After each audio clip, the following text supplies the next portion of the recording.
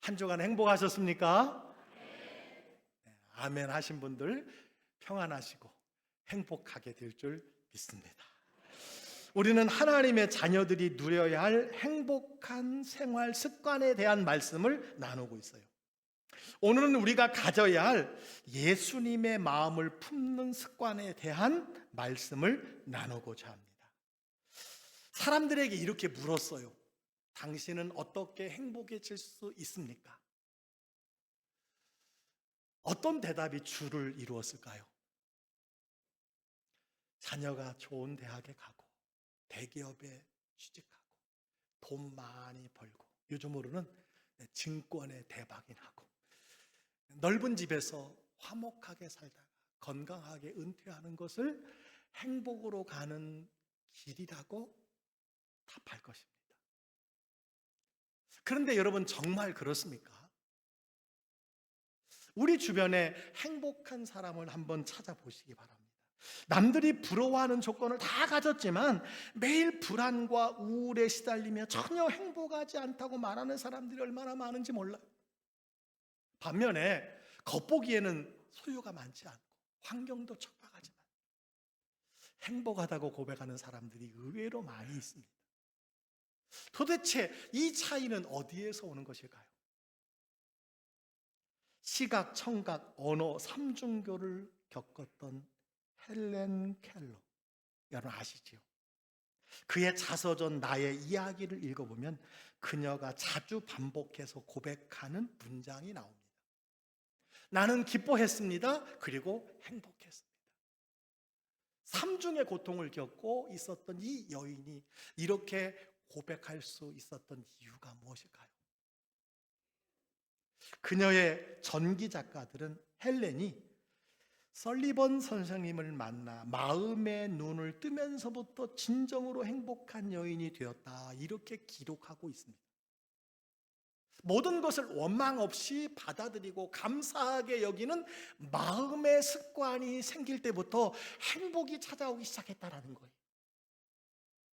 그녀가 쓴 수필 내가 만약 사흘 동안 볼 수 있다면의 마지막 대목은 이렇습니다. 첫째 날에는 사랑하는 사람들의 얼굴을 오래오래 보고 싶다. 둘째 날에는 밤이 낮으로 변하는 여명을 보며 박물관과 극장을 찾고 싶다. 그리고 마지막 셋째 날 저녁에는 극장에서 희극을 관람하며 한없이 크게 웃고 싶다. 그리고 그 웃음과 기쁨을 마음 깊은 곳에 오래도록 간직하고 싶다. 여러분, 이 헬렌의 그 소망은 우리가 날마다 우리 삶 속에서 경험할 수 있는 행복의 조건이 아닌가 생각합니다. 성도 여러분, 빌립보서가 우리에게 보여주는 행복이 바로 여기에 있어요.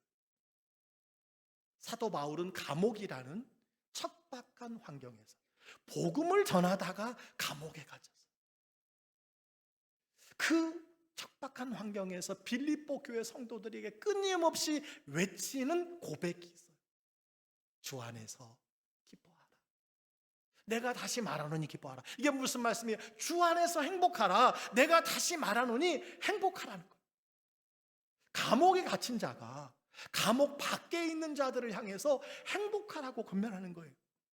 여러분, 이것이 어떻게 가능한 일일까요? 오늘 본문은 행복한 삶의 비밀로서 예수 그리스도의 마음을 소개해주고 있어요. 누구의 마음? 예수 그리스도의 마음. 오늘 여러분의 삶은 어떻습니까?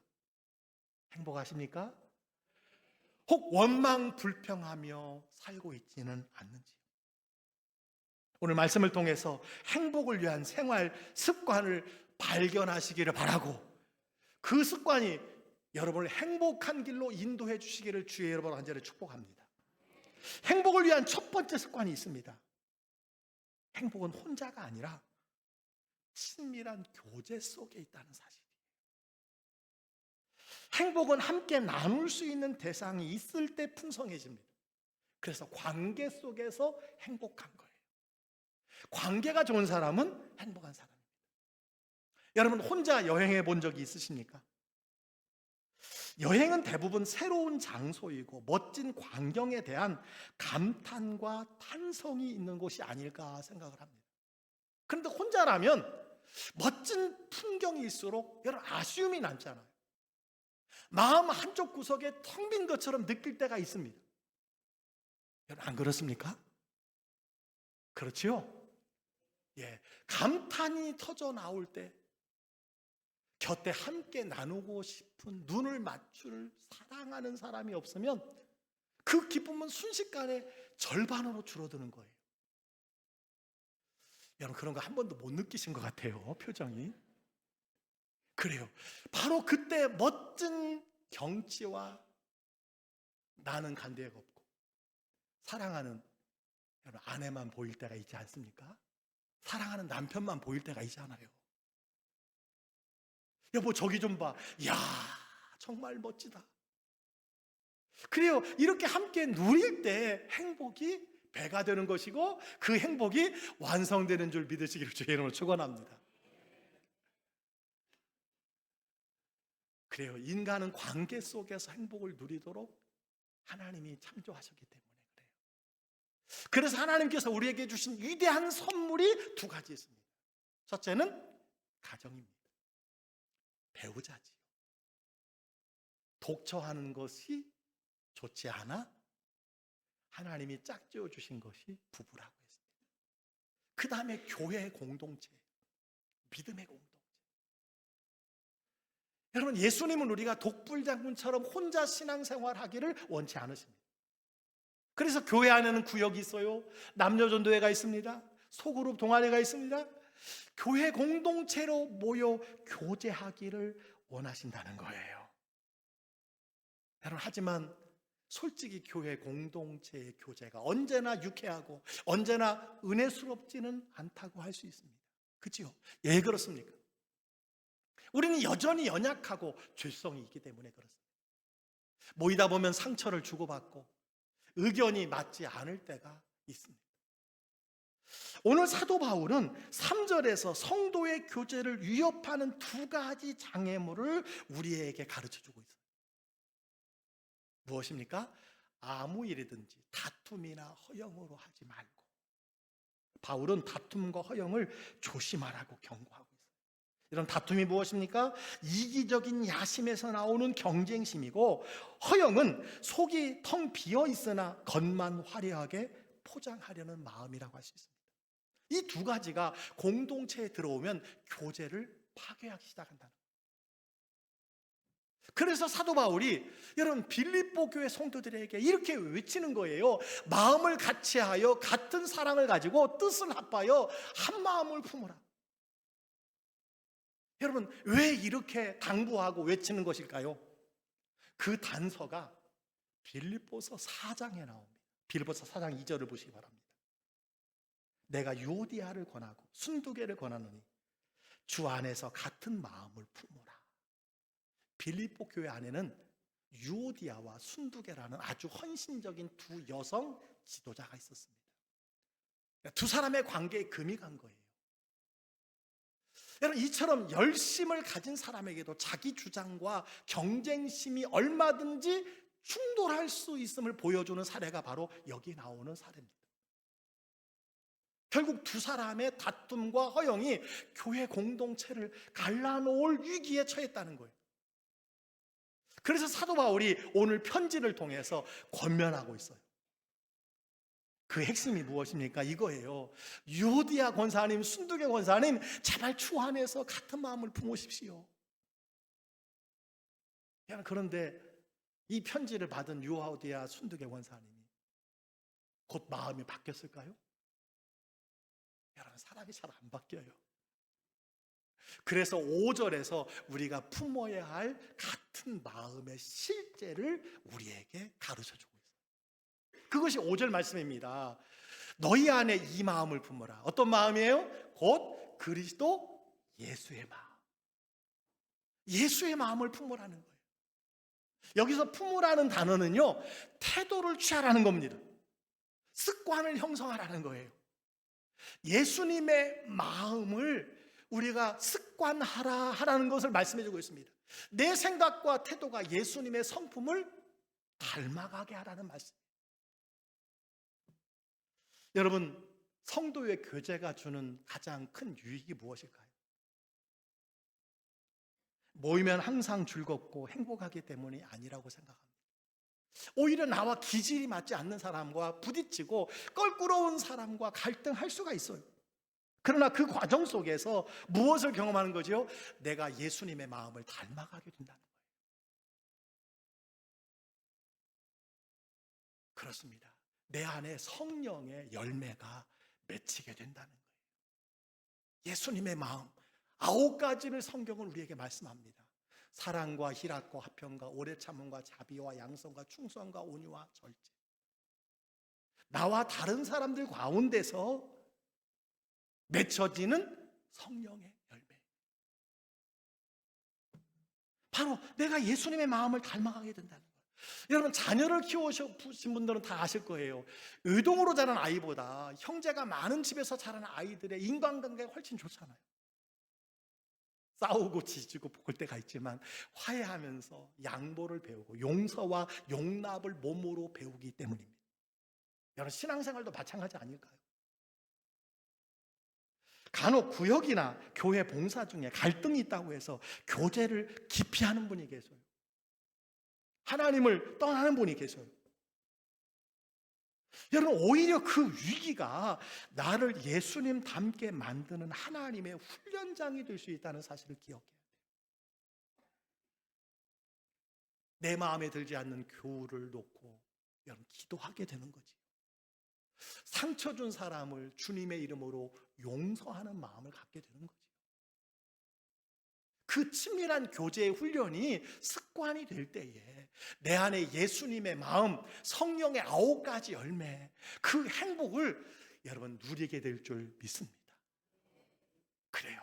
행복한 습관 중에 첫 번째는요, 많은 사람들의 관계 속에서 친밀한 교제를 나누는 습관이라는 사실을 꼭 기억하시기를 바랍니다.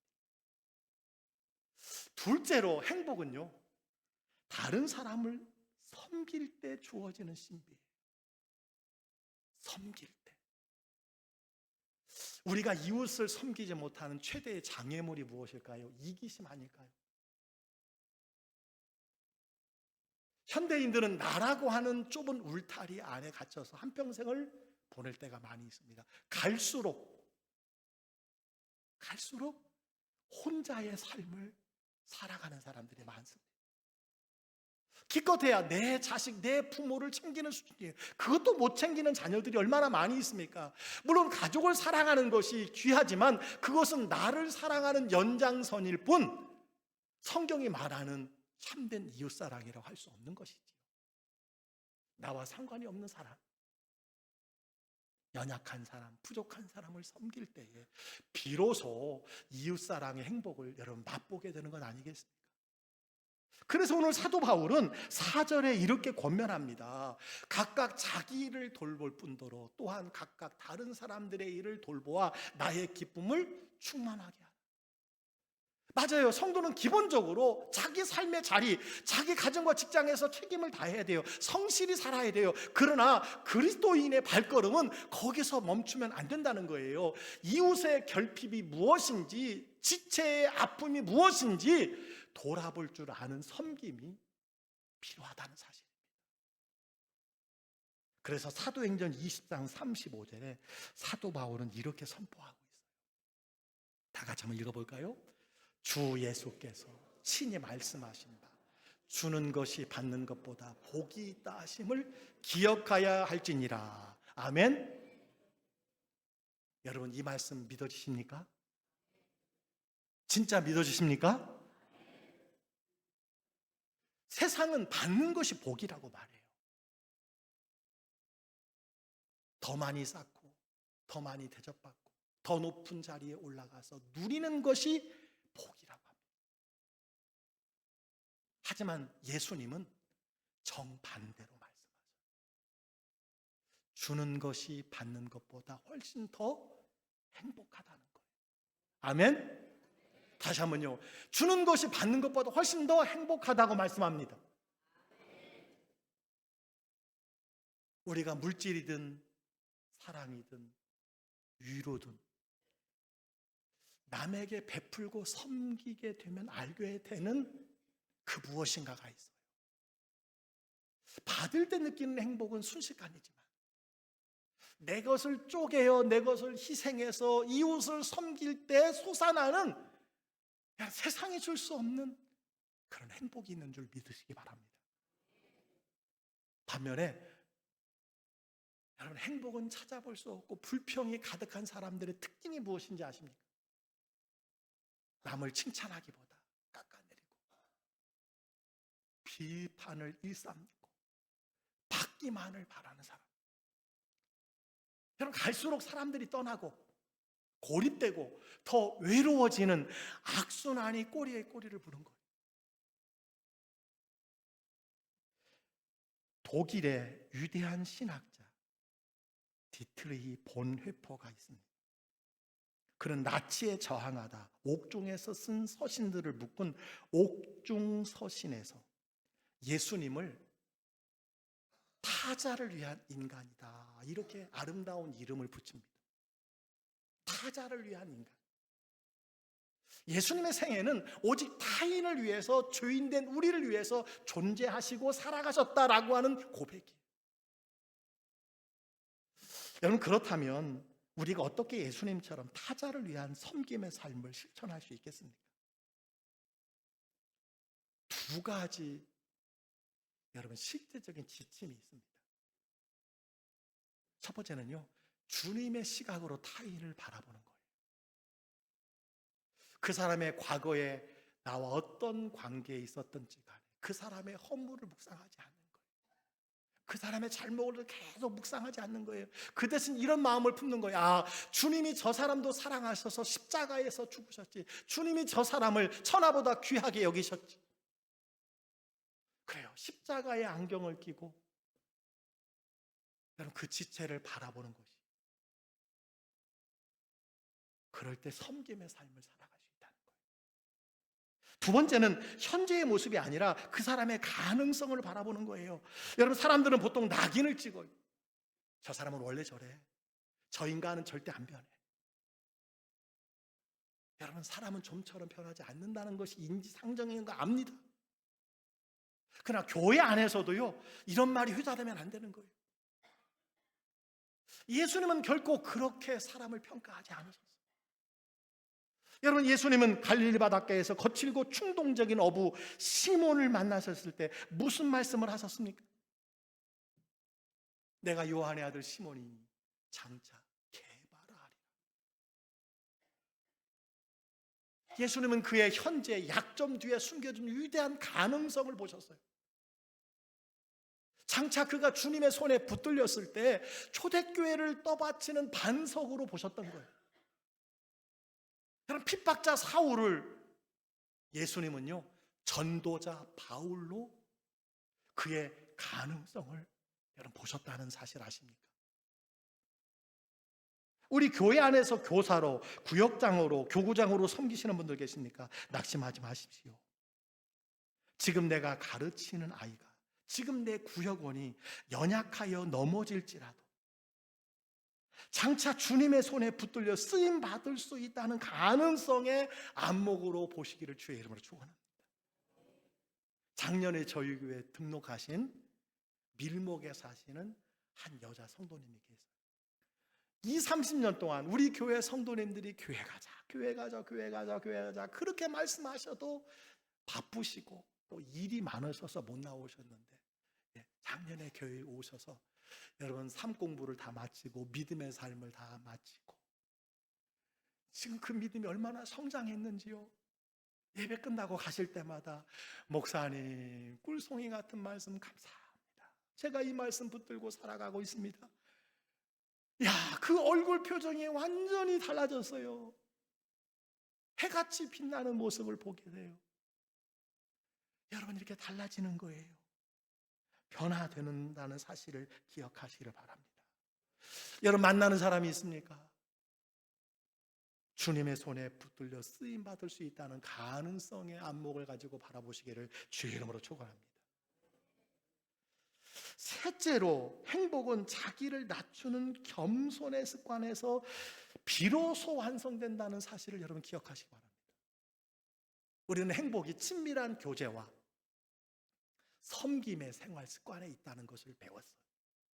자, 그렇다면 이 친밀한 교제와 섬김을 지속하게 만드는 기초가 무엇일까요?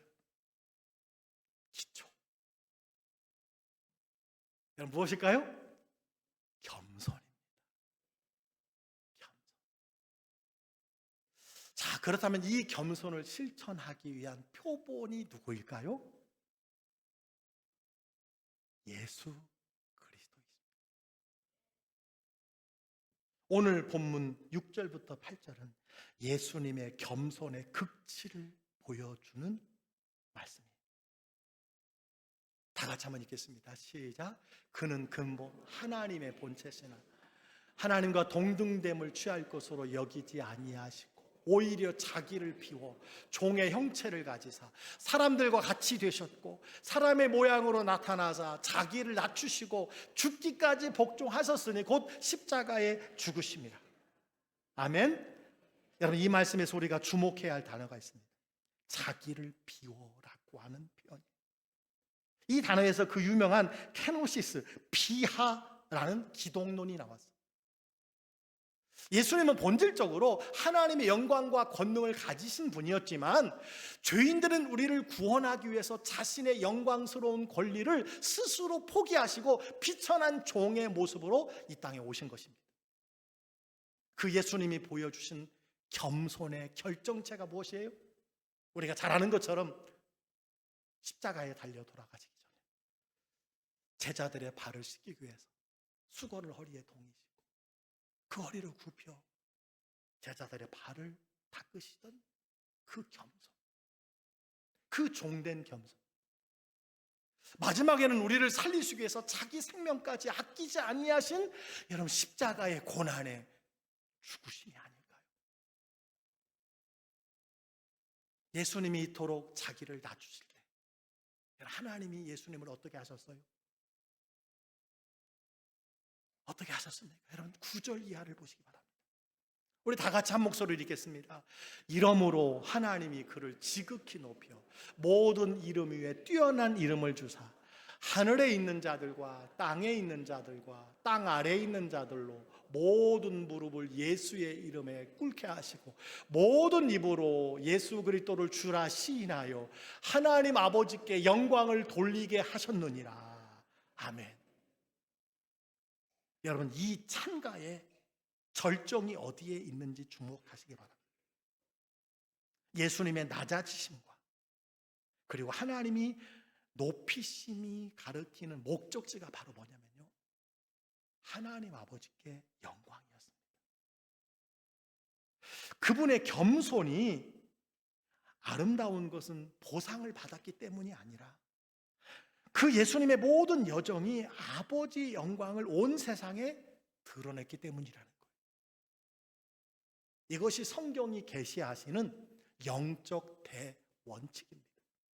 여러분, 지난 2000년 기독교 정통 교리인 그리스도의 비하와 승귀의 역사가 바로 이것이라고 말할 수 있어요. 예수님이 스스로 낮아지시니 하나님이 그분을 가장 높은 곳에 올리신 줄 믿으시기를 바랍니다. 그랬더니 만물이 그 발 아래 무릎을 꿇게 되었다는 거예요. 그래서 예수님은요, 성경에 누누이 강조하신 말씀이 있습니다. 누가복음 14장 11절 말씀이에요. 무릇 자기를 높이는 자는 낮아지고 자기를 낮추는 자는 높아지리라. 다 같이 한번 읽겠습니다. 시작. 무릇 자기를 높이는 자는 낮아지고 자기를 낮추는 자는 높아지리라. 아멘. 여러분, 제가 겸손의 두 가지 방법이 있다고 그랬어요. 여러 차례 말씀드렸습니다. 첫 번째는 무엇입니까? 내가 낮아지는 거예요. 다른 사람보다 내가 낮아지는 거예요. 내가 종이 되어서 섬기는 거예요. 두 번째는 무엇일까요? 다른 사람을 높이는 거예요. 여러분이 겸손해지기 위해서 어떤 것이 여러분에게 더 익숙한지는 여러분이 결정하세요. 다른 사람보다 낮아지는 거예요. 섬기는 거예요. 종이 되는 거예요.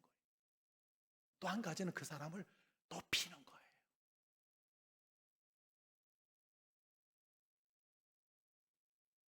성도 여러분, 여러분이 만나는 사람들 많이 계시지요? 그분의 인생 다음 장에 어떤 일이 일어날지 궁금하지 않습니까? 딱 한 가지만 유심히 살펴보시면 됩니다. 잘 기억하세요. 딱 한 가지.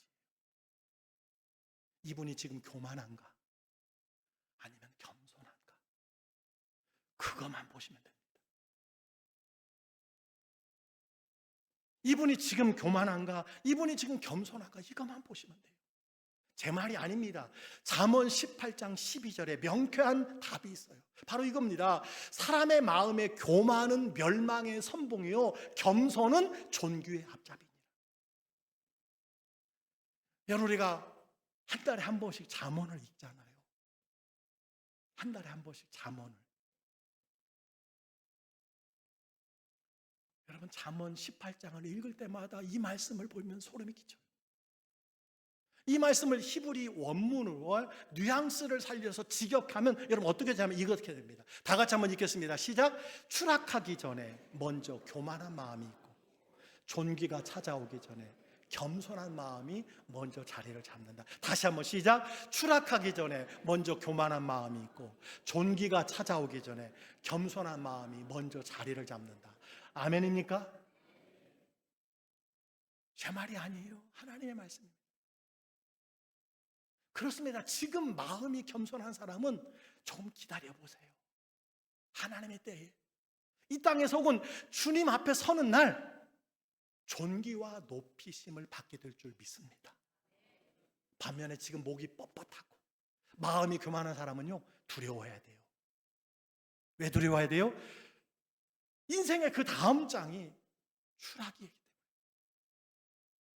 추락이 기다리고 있는 거예요. 하나님의 말씀이에요. 저는 너무너무 감사한 것은 여러분 광주 시내에 두 분의 국회의원이 계시는데 우리 교회 두 분이 다 계시잖아요. 오늘 지금 산부 예배에 소병훈 집사님, 안태준 집사님, 또 이번에 윤기서 집사님이 시의원이 됐어요. 여러분 얼마나 감사한지 몰라요.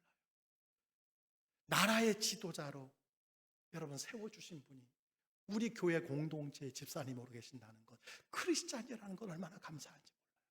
저는 최소한 일주일에 한 번씩 이분들을 위해서 기도해요. 하나님, 우리 두 분, 세 분 집사님들이 겸손하게 도와주옵소서. 낮아지게 도와주옵소서.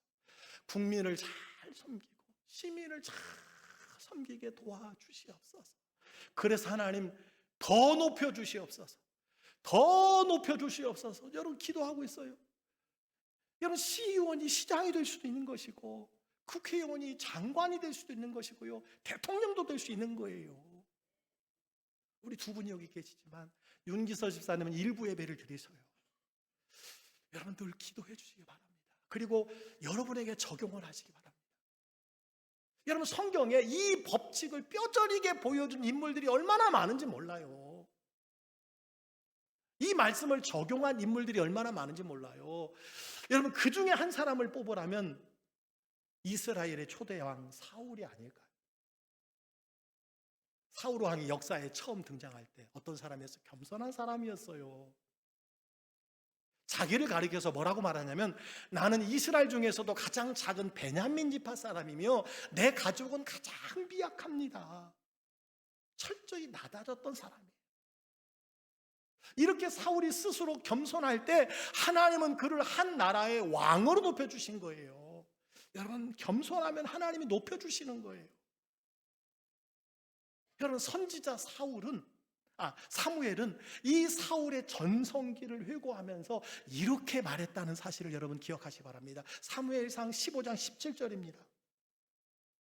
사무엘이 이르되 왕이 스스로 작게 여길 그때에 이스라엘 지파의 머리가 되지 아니하셨나이까. 여호와께서 왕에게 기름을 부어 이스라엘 왕을 삼으시고. 여러분 무슨 말씀이에요? 사울이 스스로 작게 여길 때 하나님이 그를 지극히 높여주셨다는 거예요. 아멘. 그런데 사울이 왕의 자리에 앉아 권력을 누리기 시작하자 변질되기 시작합니다. 여러분, 누구나 올라가면요 끌어내리기가 쉬워요. 끌어내리기. 그러니까 겸손해야 돼요. 처음 사울의 모습이 아니었어요. 교만해졌어요. 변질되기 시작했어요. 서서히 교만해지는 거예요. 아말렉과의 전쟁에서 승리하고 돌아온 후에 그가 한 짓이 무엇이에요? 자기를 위하여 승전비를 땅에 세워요. 자기를 위하여 승전비를 세워요. 온통 관심이 하나님이 아닌 나예요. 사울 왕의 체면과 영광에 집중한 거예요. 그리고 다윗을 향한 시기심이 불타오릅니다. 여러분, 다윗이 누구예요? 사울 왕의 사위예요. 군대 장관이에요. 다윗 때문에 지금 모든 나라로부터 여러분 전쟁에 승승장구하고 있는 거예요. 그러나 시기심에 눈이 어두워서 평생 그 다윗을 죽이기 위해서 여러분 그의 인생을 허비하는 모습을 보게 돼요. 왜 그렇게 됐을까요? 교만해져서 그래요. 여러분, 결국 사울 왕의 다음 인생 장은 무엇이 기다리고 있었죠? 무엇이 기다립니까? 추락이 기다리는 거예요. 블레셋 군대에게 비참하게 패하고 자기 칼에 스스로 엎드러져 죽는 추락이었어요. 온 가족의 죽음이에요. 사랑하는 성도 여러분, 저는 사울 왕의 기사를 읽을 때마다 거룩한 두려움으로 옷깃을 여미게 돼요. 목사도 마찬가지예요. 정치인만 그런 것이 아니에요. 왕만 그런 것 아닙니다. 여러분, 사울의 전성기는 언제예요? 겸손할 때. 여러분의 전성기는 언제일까요? 20대, 30대, 40대, 50대, 60대? 아니에요. 겸손할 때가 인생의 전성기예요.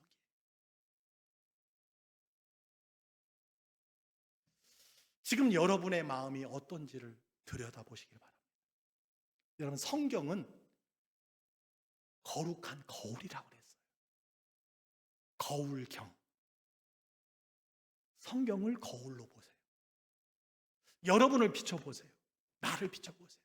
내가 교만한지 겸손한지. 이것을 보면요, 여러분의 인생 다음 장에 펼쳐질 이야기가 예측된다는 거예요.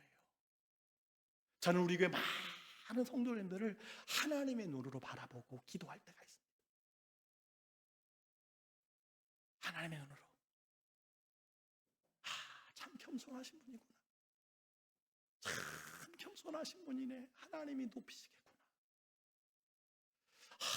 저분은 왜 이렇게 교만하실까? 왜 저렇게 변질되셨을까? 너무너무 마음이 안타까워. 왜? 하나님의 말씀을 제가 아니까. 추락이니까. 여러분 자신을 거울에 비춰보세요. 무엇이 기다리고 있습니까? 여러분 무엇이 기다려요? 종기입니까? 추락입니까? 마음에 남을 무시하고 내 공로를 자랑하고 대접받기만 하려는 교만이 자리 잡고 있지는 않는가 하는 거예요. 그럼 빨리 회개해야 합니다. 왜? 추락이기 때문에 낭떠러지 앞에 서 있는 거예요. 그러나 지금 억울한 일을 당해도 주님 바라보며 낮아지고 남을 나보다 낮게 여기며 겸손의 습관을 가지면요 기뻐하시길 바랍니다. 왜냐하면 하나님의 때, 하나님의 방법으로 하나님이 존귀하게 세워주시기 때문인 줄 믿으시기 바랍니다. 말씀을 마칩니다. 세상은 우리에게 끊임없이 속삭입니다. 너의 욕심을 채워. 다른 사람보다 높아져야 돼. 더 높아져야 돼. 더 많이 소유하는 것이 행복이야. 여러분, 소유하는 인생이 행복한 인생이 아니라 오늘 예수님이 주신 습관처럼 다른 사람들과의 교제의 관계가 넓혀지고, 그리고 섬김을 받으려고 하는 것이 아니라 섬기려고 하고, 어쨌든 섬기려고 하고, 내가 교회를 위해서 섬길 것이 무엇인가? 내가 하나님의 나라를 위해 섬길 것이 무엇인가? 내가 우리 구역을 위해서 섬길 것이 무엇인가? 헌신할 것이 무엇인가? 그리고 겸손. 그 자체를 하나님이 여러분 가운데 이루어 주실 줄 믿습니다. 여기에 인생의 행복의 비밀이 있다는 거예요. 이것이 행복의 생활 습관이라는 거예요. 그런데 오늘 말씀을 들으시면서 혹시 이런 생각이 드실 거예요. 목사님, 행복한 생활 습관이 예수님의 마음을 품는 것이라는 것 알겠습니다. 그리고 그것은 교제하고 섬기고 겸손하라는 말씀인데 솔직히 그런 마음이 생기지 않아요. 나 그냥 이렇게 살다 죽을래요. 그런 분이 혹시 계실 수 있어요. 나 안 돼요. 마음은 오히려 육신이 약해요. 여러분, 그런데 솔직한 그 고백이 오히려 출발점이 될 수 있다는 사실을 기억하시기 바랍니다. 주님, 내 관계의 교제의 폭이 넓혀지기를 원합니다. 내가 더 섬기는 삶을 살기를 원합니다. 주님, 내가 더 겸손하게 살기를 원합니다. 주님 도와주시옵소서. 나는 부족합니다. 여러분, 이런 마음을 갖는 순간에 하나님이 그 행복한 길로 우리를 인도해 주신다는 거예요. 여러분, 왜냐하면 사도 바울은 예수님의 겸손을 제시한 후에 12절 13절에 놀라운 말씀을 덧붙이고 있어요. 놀라운 말씀을 이렇게 말씀하고 있습니다. 그러므로 나의 사랑하는 자들아, 두렵고 떨림으로 너희 구원을 이루라. 너희 안에서 행하시는 이는 하나님이십니다. 자기의 기쁘신 뜻을 위하여 너희에게 소원을 두고 행하게 하시느니라. 잘 보세요. 두렵고 떨림으로 이루라는 거예요. 이 이루라는 말씀은요, 내가 이 마음을 혼자 힘으로 쥐어짜야 한다는 뜻이 아니에요. 그 바로 뒤에 답이 나옵니다. 이렇게 되어 있어요. 너희 안에 행하시는 누구예요? 하나님이십니다. 우리가 이런 소원을 갖기만 하면 하나님이 내 안에서 이루어 주신다는 거예요. 할렐루야. 내가 쥐어짜는 것이 아니라 내가 해야지 그것이 아니라 이 소원을 가지고 기도하면 하나님이 그 소원을 우리 가운데 이루어 주신다는 사실을 믿으시기 바랍니다. 아멘.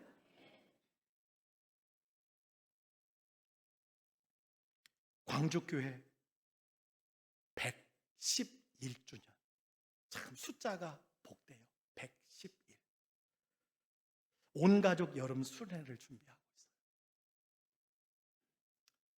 여러분, 500명 이상 모일 수 있는 대한민국의 가장 쾌적하고 좋은 시설을 얻었어요. 그리고 111년 만에 주일을 포함한 2박 3일. 여러분, 거기서 주일 예배를 드리는 거예요. 근데 지금 600여 명이 등록을 했어요. 우리가 주일날 드리는 예배 인원의 반도 안 돼요. 거기서 예배를 드려야 돼요. 여러분, 신청을 좀 하세요. 금요일 퇴근 후라도 오세요. 주말이잖아요. 이 말씀을 듣고 시험 들지 마세요.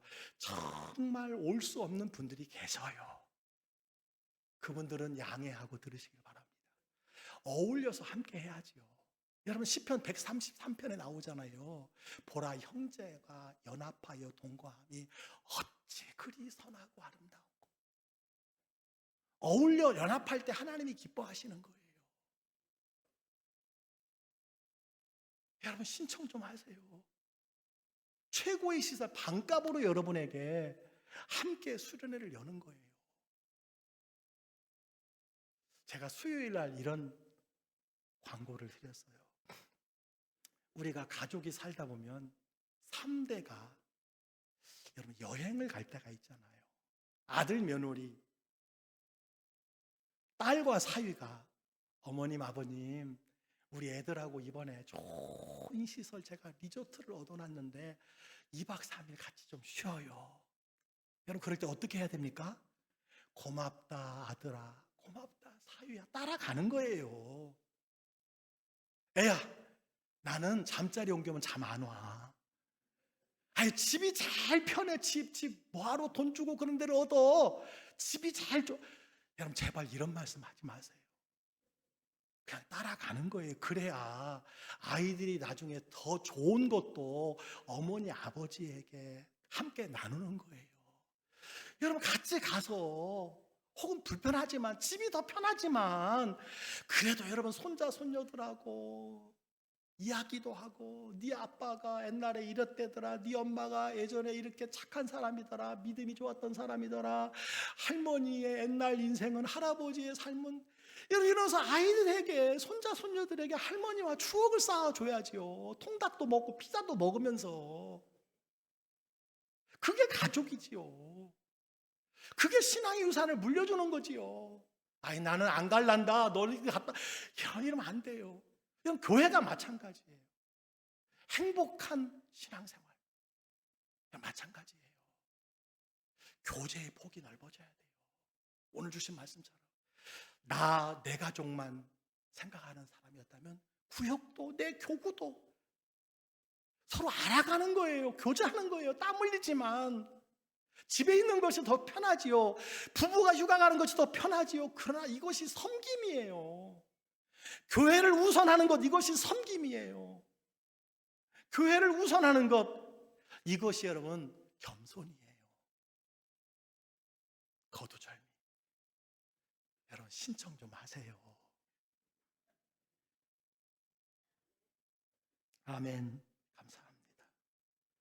우리가 2000년 전 십자가를 바라보며 그 예수님을 세상에서 가장 복된 이름이라고 찬양하는 이유가 무엇일까요?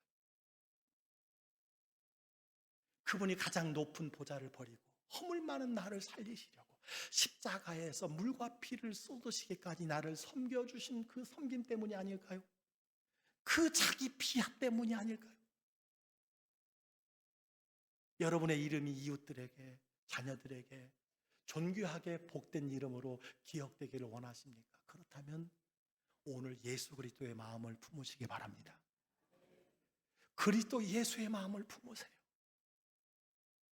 이번 한 주간 다툼과 허영의 유혹이 올 때마다 너희 안에 이 마음을 품어라. 그리스도 예수의 마음.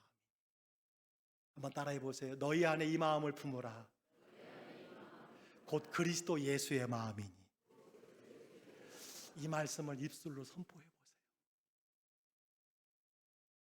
그 마음을 가지면요, 주님이 행하게 하시는 줄 믿습니다. 소원을 두고 이루어 주실 줄 믿습니다. 그렇게 살아가는 우리 광주교회 모든 성도들 되시기를 주의 이름으로 간절히 축복합니다. 축복합니다.